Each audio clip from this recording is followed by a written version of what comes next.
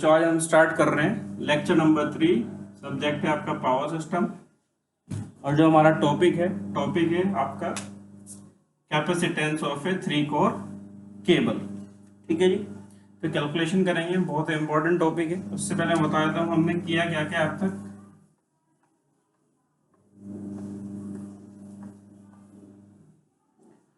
हम डिस्कस कर चुके हैं कंस्ट्रक्शन ऑफ केबल। कंस्ट्रक्शन में आपने देखा था सबसे पहले होता है कंडक्टर के ऊपर क्या होता है, एक इंसुलेशन लेयर होती है। ठीक है, आपने देखा होगा सबसे पहले होता है कंडक्टर के ऊपर क्या होती है, इंसुलेशन लेयर होती है। ठीक है जी, इस इंसुलेशन लेयर के ऊपर हम क्या लगाते हैं, शीट लगाते हैं। ठीक है जी, अब शीट के ऊपर हम क्या लगाते हैं, बेडिंग लगाते हैं। बेडिंग के ऊपर हम क्या लगाते हैं, आर्मरिंग, और उसके ऊपर हम क्या लगाते हैं, सर्विंग। ठीक है जी, तो ये केबल की सारी कंस्ट्रक्शन है आपकी। लेकिन जो कैलकुलेशन के लिए इंपॉर्टेंट है आपका वो क्या है, एक कंडक्टर, बीच में इंसुलेशन और फाइनली क्या है, शीट। ठीक है, हमने इस कॉम्बिनेशन को देखा था, उसके बाद ये सारा कॉम्बिनेशन चेक करने बाद हमने कैलकुलेशन किया था सिंगल फेज केबल कैपेसिटेंस, ये हम कैलकुलेट कर चुके हैं। ठीक है जी, तो आपका जो थर्ड लेक्चर रहेगा वो होगा capacitance of A 3 core cable. ठीक है बेटा, इसको स्टडी करते हैं आगे कैसे कैपेसिटेंस बनेगा 3 कोर केबल का। देखो जो कोर होती है उसे कोर बेसिकली क्या होता है, कंडक्टर ही होता है। ठीक है, एक प्रोफेशनल नेम चल पड़ा है 3 कोर केबल, तो 3 कोर केबल बोला जाता है, otherwise it is a conductor. तो सिंपल से अगर कंस्ट्रक्शन देखिए हम 3 कोर केबल की, तो कंस्ट्रक्शन इंपॉर्टेंट होता है। अगर आपको एक बार कंस्ट्रक्शन का आइडिया हो गया कंस्ट्रक्शन में कहना क्या चाह रहा है वो, तो आपके लिए कैलकुलेशन आसान हो जाती है। ठीक है जी, तो देखो क्या होगा, एक टिपिकल केबल में क्या होता है, 3 कोर है तो यानी 3 कंडक्टर होंगे। Suppose conductor number R, suppose ये conductor number Y and this is conductor number B। ठीक है, अब देखो केबल में क्या होता है, केबल में क्या होता है, आपने देखा हो केबल सिलिंड्रिकल इन शेप होते हैं, तब सामने से कट करोगे तो एक ऐसे सर्कल आपको दिखाई देगा। ये क्या होती है, शीट किसकी बनी होती है, एल्यूमिनियम फिर लेड की बनी होती है। ठीक है, तो देखो हर एक, अब बीच में यहाँ पे क्या हो रहा होता है, जो खाली जगह आपको दिख रही है, इस खाली जगह में पूरी में क्या ले सकता है, इंसुलेटिंग मटेरियल होता है। कैसा मटेरियल होता है, इंसुलेटिंग मटेरियल, यानी जितने भी कंडक्टर हैं वो एक दूसरे से क्या होते हैं, सारे इंसुलेटेड होते हैं। तो ये जो लेयर यहाँ पे बनती है इसको बोलते हैं इंसुलेशन लेयर। क्या बोलते हैं, इंसुलेशन लेयर। अगर आप इसी कंस्ट्रक्शन को ऑब्जर्व करो आप, ठीक है, 3 कंडक्टर है इसमें, हर एक कंडक्टर के बीच में सब में क्या बना है, इंसुलेटिंग लेयर बनी है, इंसुलेटिंग मटेरियल लगा है, और साथ साथ बाहर कौन है, शीट। ठीक है, अब अगर आपको पता हो शीट का क्या काम होता है, इस इंसुलेशन को मॉइस्चर से बचाता है, सेव्स इंसुलेशन फ्रॉम मॉइस्चर। ठीक है जी, तो ये बेसिक सी कंस्ट्रक्शन है। 3 कंडक्टर है आपके, 3 फेज है R Y B, तीनों के बीच में क्या लगा होता है, इंसुलेटिंग मटेरियल भरा होता है। इंसुलेटिंग मटेरियल के ऊपर क्या लगाते हैं, शीट लगाते हैं।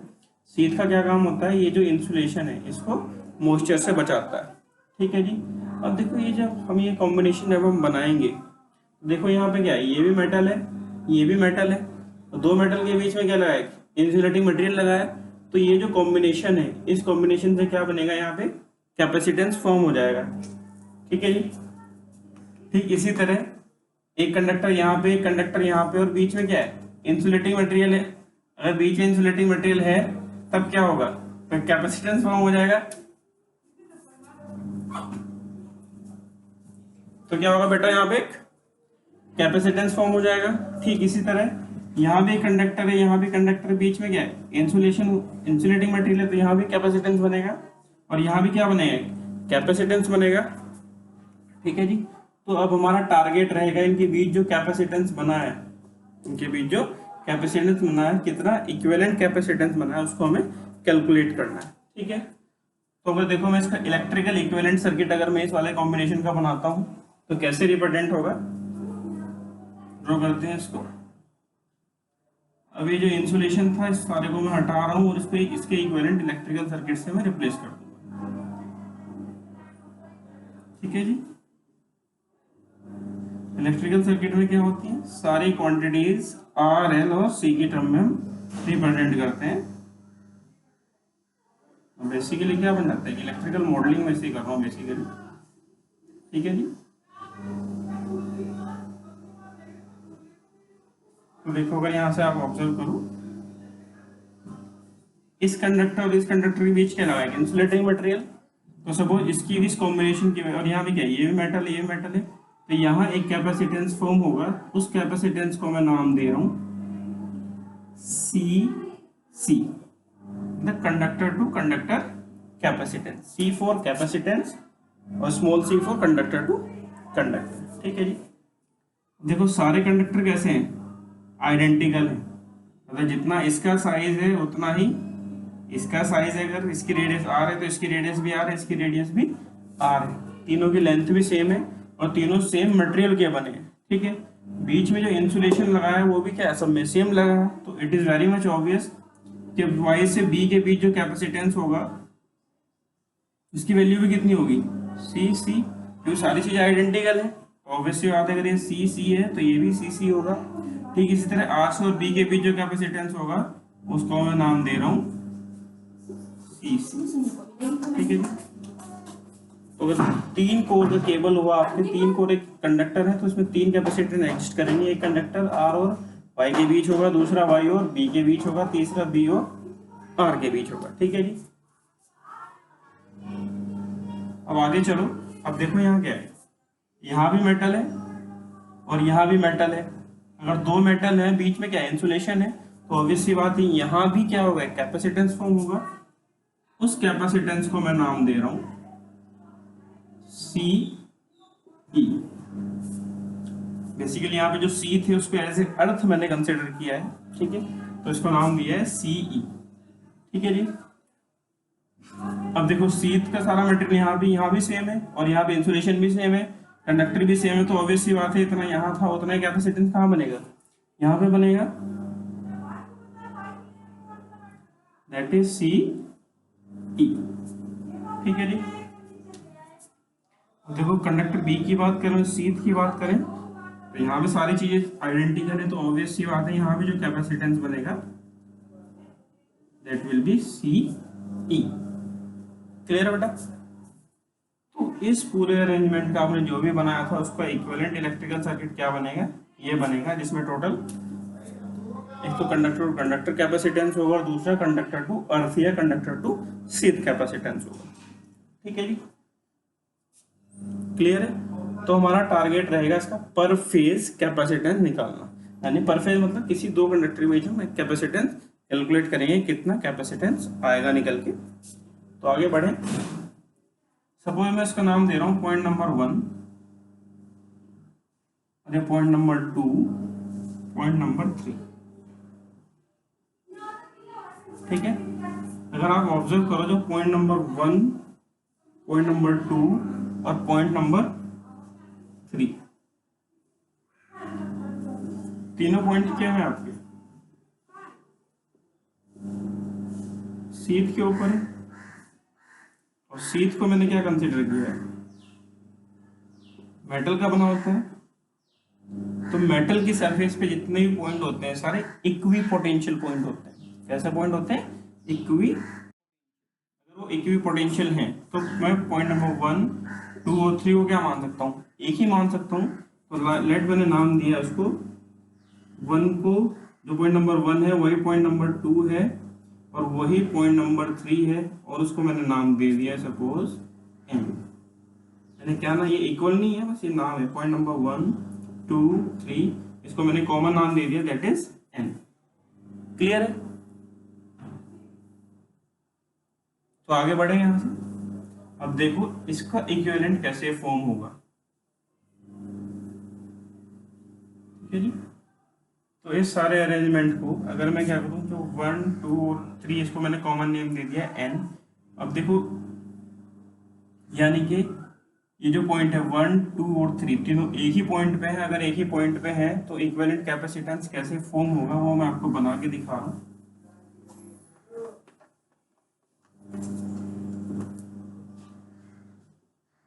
कंडक्टर R, कंडक्टर Y और ये कंडक्टर B।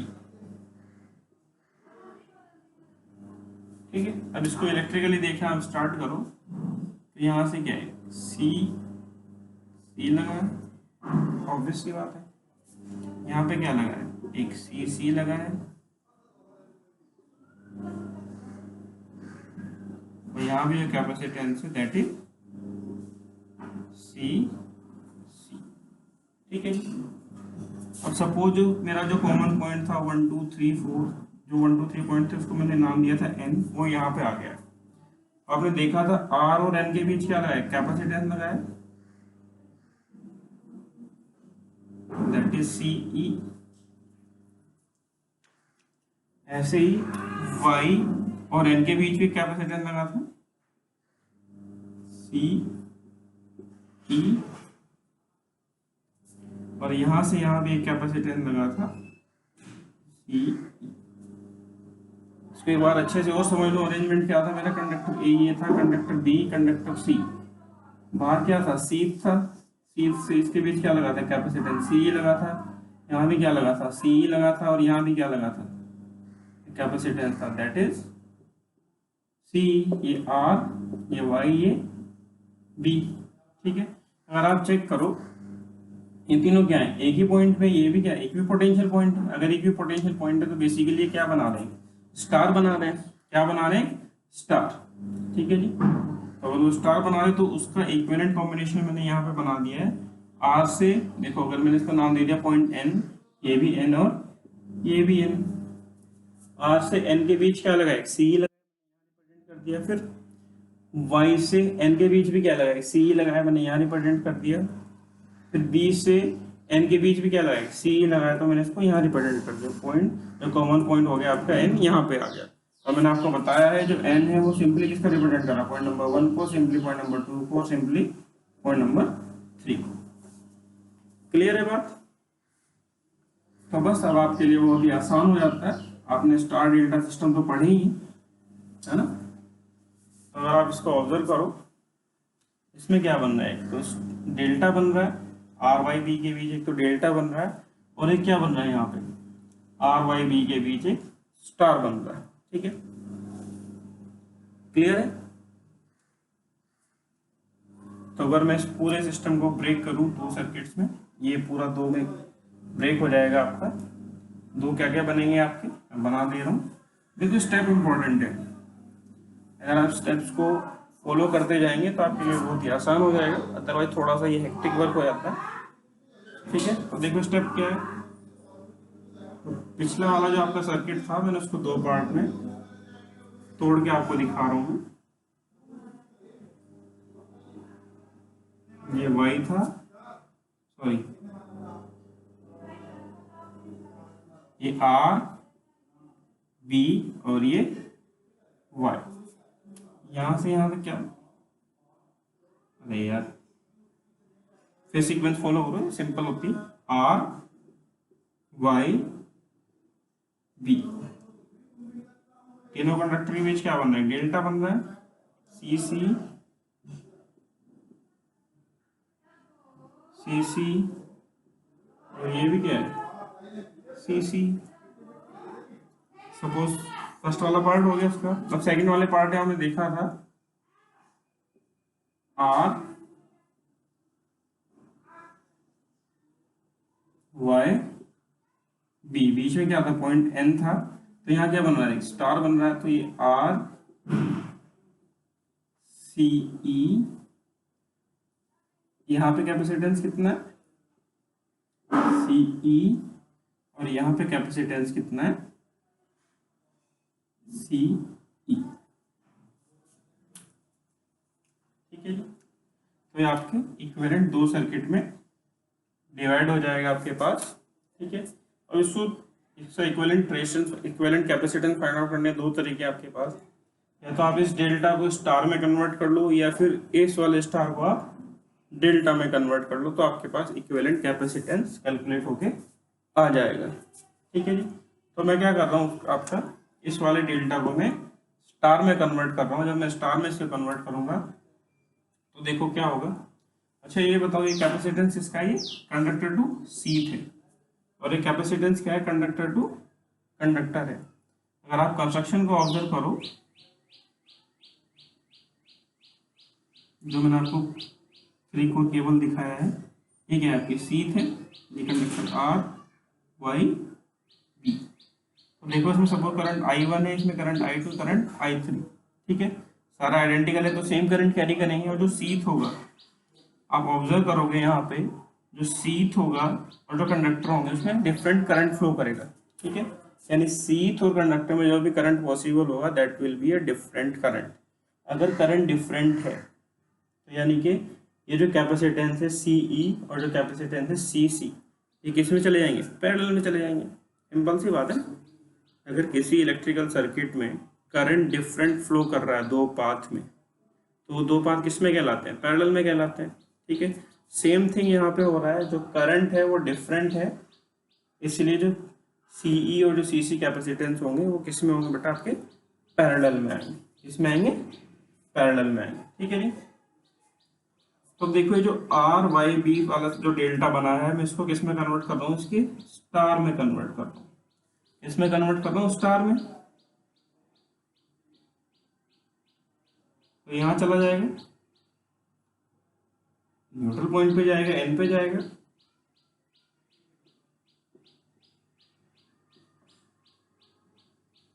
सपोज कैपेसिटेंस का नाम क्या है, C1। ठीक है, अब सारे फेज आइडेंटिकल है तो ये भी क्या बनेगा, C1 बनेगा, और ये भी क्या बनेगा आपका C1 बनेगा। ठीक है, तो जब एक डेल्टा को स्टार में कन्वर्ट करते हैं कैपेसिटेंस में, ठीक किसकी तरह बिहेव करता है, रेजिस्टेंस के रिवर्स ये बिहेव करता है।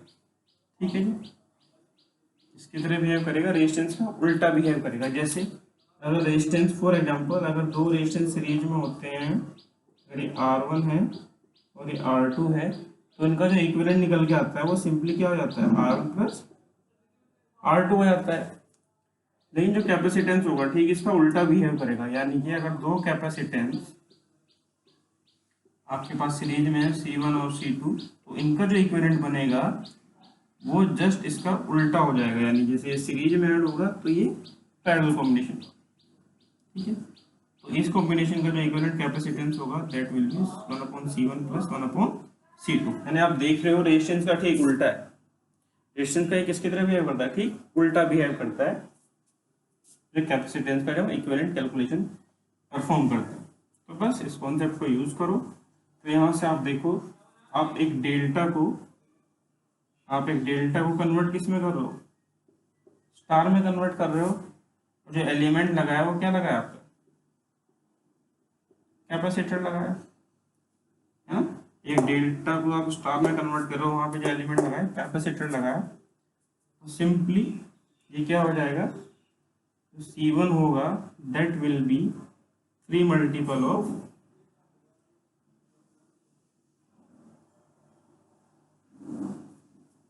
CC। ठीक है, रेजिस्टेंस का उल्टा है।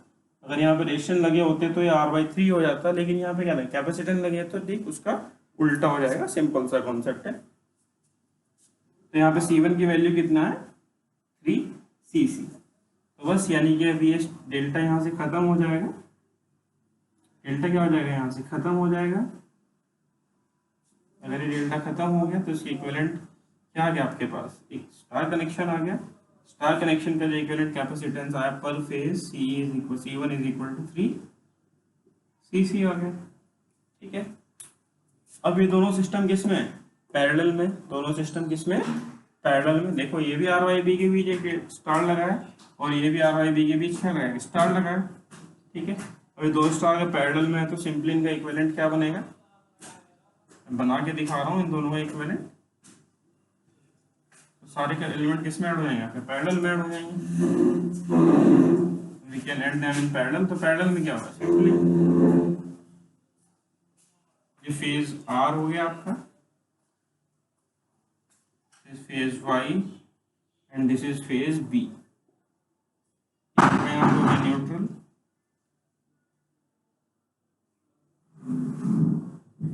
जो पैरेलल कॉम्बिनेशन आएगा कुछ इस तरह का आएगा, है ना।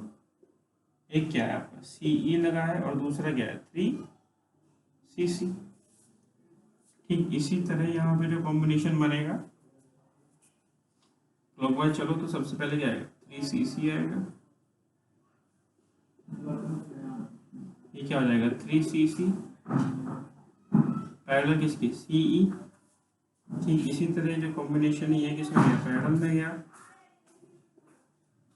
अगर ये पैरेलल में गया है तो ये भी कॉम्बिनेशन क्या बनेगा 3CC, सॉरी ऐसे सीक्वेंस फॉलो करनी, जो पहले यहाँ पे अपीयर हो रहा है वही पहले यहाँ पे अपीयर होगा, वही पहले यहाँ पे अपीयर होगा, दैट विल बी 3CC और CE, ठीक है। और ये क्या है न्यूट्रल है, ये क्या है आपका न्यूट्रल। तो अगर मैं आपसे पूछूं इसका पर फेज कितना है, ठीक है। देखो यहाँ हम जितने भी सिस्टम माने चल रहे, कैसा मान के चल रहे, बैलेंस सिस्टम मान के चल रहे। अगर सारा सिस्टम बैलेंस है तो इसका जो पर फेज का कैपेसिटेंस होगा, अगर मैं वो कैलकुलेट कर लेता हूँ, बाकी 3 फेज का मैं इजीली कैलकुलेट कर सकता हूँ। तो अगर मैं पर फेज का कैपेसिटेंस सपोज कितना है CRN, ठीक इसी तरह ये बराबर किससे होगा Y2N CYN, ठीक है जी। और ये बराबर किसके होगा CBN। ये क्या बेटा पर फेज कैपेसिटेंस, तीनों क्या होंगे इक्वल होंगे। सपोज मैं इसको नाम दे रहा हूँ C फेज, PH4 फेज। तो अगर मैं C फेज की बात करूं, C फेज इक्विवेलेंट कहाँ से कहाँ हो जाएगा, यहाँ से यहाँ देखना है। तो देखो क्या होगा इसमें, ये दोनों किसमें पैरेलल में लगे हैं तो सिंपली ऐड हो जाएंगे 3CC plus CE। Important relationship है, याद रखना कि पर फेज कैपेसिटेंस कितना होता है 3CC प्लस CE। जहां CC मैं आपको बता चुका हूं क्या है आपका कैपेसिटेंस बिटवीन कंडक्टर्स, और C क्या है कैपेसिटेंस बिटवीन कंडक्टर एंड सी या फिर अर्थ, ठीक है। ये एक्सप्रेशन आप याद रखेंगे, ठीक है बेटा। तो देखो जो भी वीडियो बना रहा हूँ मैं छोटी छोटी वीडियो बना रहा हूँ ताकि आप उससे बोर ना हो, आपको एक अच्छा आइडिया रहे आपका। तो अगर हम कंक्लूड करें सारा का सारा, आज हमने क्या पढ़ा है, तो हमने स्टार्ट किया किससे 3 कोर केबल से, यानी कि ऐसा केबल जिसमें 3 कोर हो यानी 3 कंडक्टर हो, ठीक है। और बाहर क्या लगा है, शीथ लगा है। हम रिवीजन करें, ये था R, ये था Y, ये था B, और इन सबके बीच में क्या लगा रहता है, इंसुलेशन लगा रहता है। तो इस इंसुलेशन की वजह से क्या होता है, कैपेसिटेंस फॉर्म होना स्टार्ट हो जाता है। और कैपेसिटेंस क्या होता है, यहाँ पे CC, यहाँ भी CC, और यहाँ भी कितना CC। इसी तरह यहाँ से लेके यहाँ तक कितना था CE, और यहाँ से लेके यहाँ तक कितना फॉर्म हुआ CE, और यहाँ से लेके यहाँ तक कितना फॉर्म हुआ CE। आप देखो मैं सारी चीजें आइडेंटिकल मान के चला हूँ। अगर इस कंडक्टर की डिस्टेंस यहाँ से इतनी है, तो अगर ये डिस्टेंस D है तो ये भी डिस्टेंस कितनी है D, ये भी डिस्टेंस कितनी है D, और डिस्टेंस यहाँ से यहाँ तक D1 है, तो तीनों डिस्टेंस कितनी है D1।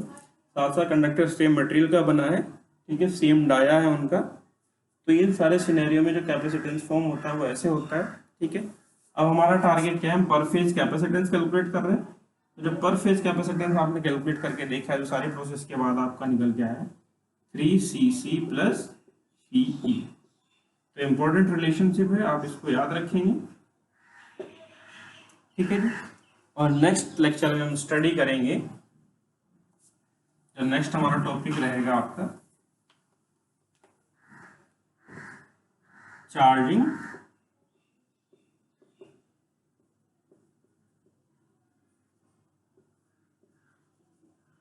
करंट। ठीक है, तो नेक्स्ट लेक्चर में देखेंगे। Thank you.